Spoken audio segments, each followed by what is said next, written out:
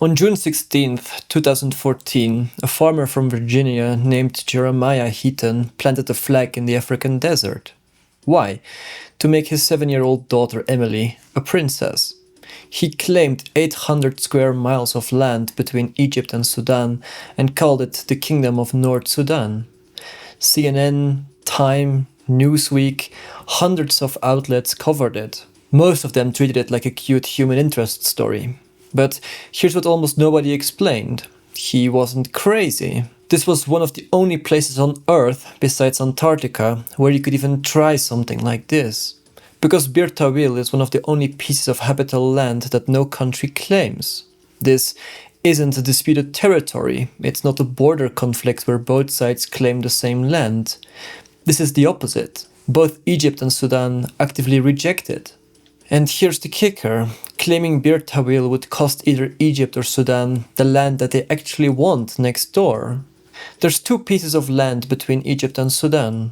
Bir Tawil, 800 square miles of landlocked desert, no water, no infrastructure, economically worthless compared to Hala'ib, and the Hala'ib Triangle, 8,000 square miles, 10 times bigger, with Red Sea coastline and oil potential. And on top of that, 700,000 tons of manganese.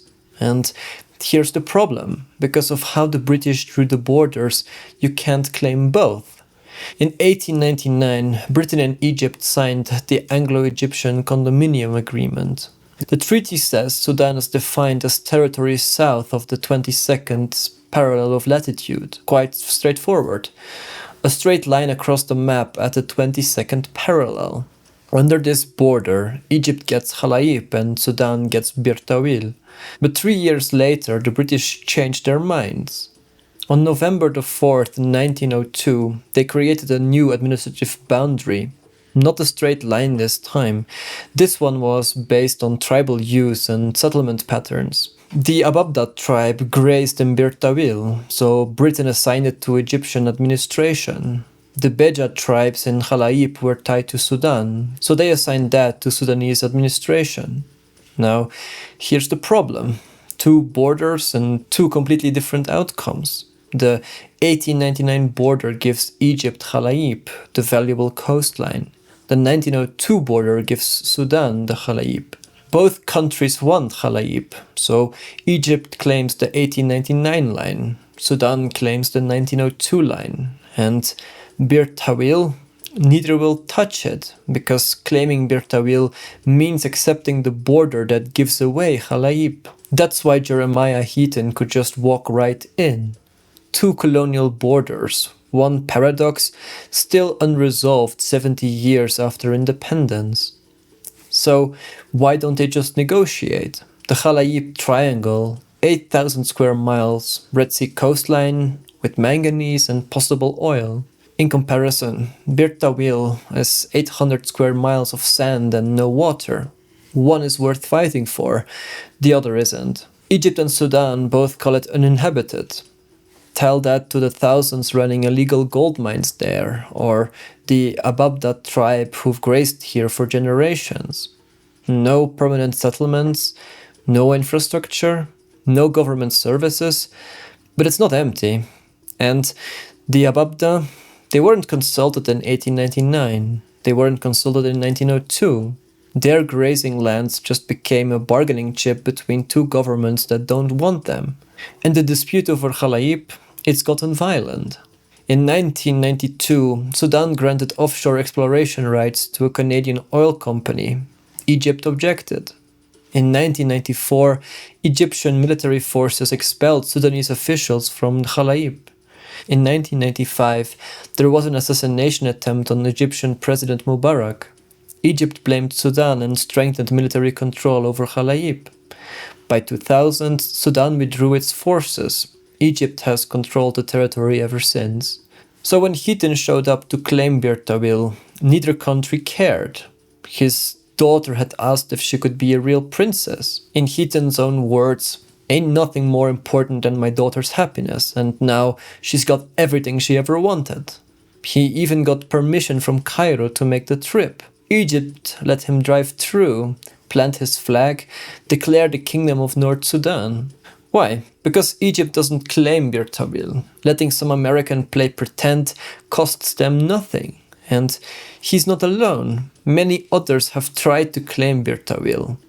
A Russian radio operator declared it the Kingdom of Middle Earth in 2017. An Indian businessman called it Kingdom of Dixit in 2017, each one with flags, GPS logs, and bold declarations. Every claim has been ignored. The United Nations hasn't recognized any claimant as Bir Tawil's legitimate ruler. Because in modern international law, you can't just plant a flag and create a country. You need a permanent population, a functioning government, and recognition from other states. Bir Tawil has none of those, so legally, Emily is not a princess. But the Heaton story going viral, millions of views, hundreds of news outlets, that reveals something important. We're fascinated by the idea of unclaimed land because almost none of it exists anymore. Every piece of habitable land on Earth is claimed by some country, except for Bir Tawil, 4 small pockets along the Danube River, but that's a Croatia-Serbia border dispute, and parts of Antarctica. But the Antarctic Treaty System suspends all of those claims. That's it. In a world of 8 billion people divided into roughly 200 countries, this is all that's left. And Bir Tawil's unclaimed status, that's a direct result of European colonialism. The British drew 2 borders. The 1899 line ignored where tribes actually lived. It was just a straight line for political convenience.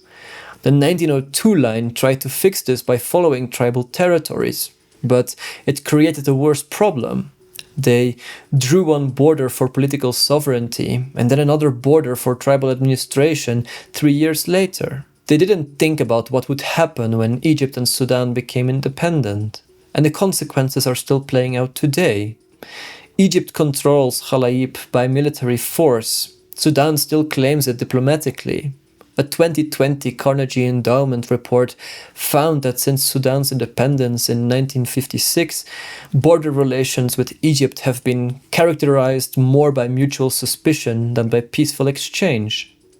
And Bir Tawil is still unclaimed, still unwanted, a colonial leftover that nobody wants to touch because claiming it means giving up Hala'ib. So when Jeremiah Heaton planted that flag in 2014, he wasn't just trying to make his daughter a princess, he was highlighting an absurdity. 800 square miles of land between 2 countries that neither country will claim. Because admitting Bir Tawil is yours means admitting Hala'ib isn't. The only land on Earth nobody owns exists because 2 countries are fighting over the land next door. And Bir Tawil isn't unique. It's just the most visible example. Across Africa and the Middle East, colonial borders drawn a century ago still fuel territorial disputes. Think about the Western Sahara, Somaliland, all those straight lines cutting through the desert. The difference? Everyone wants those territories. Bir Tawil is the only one nobody wants.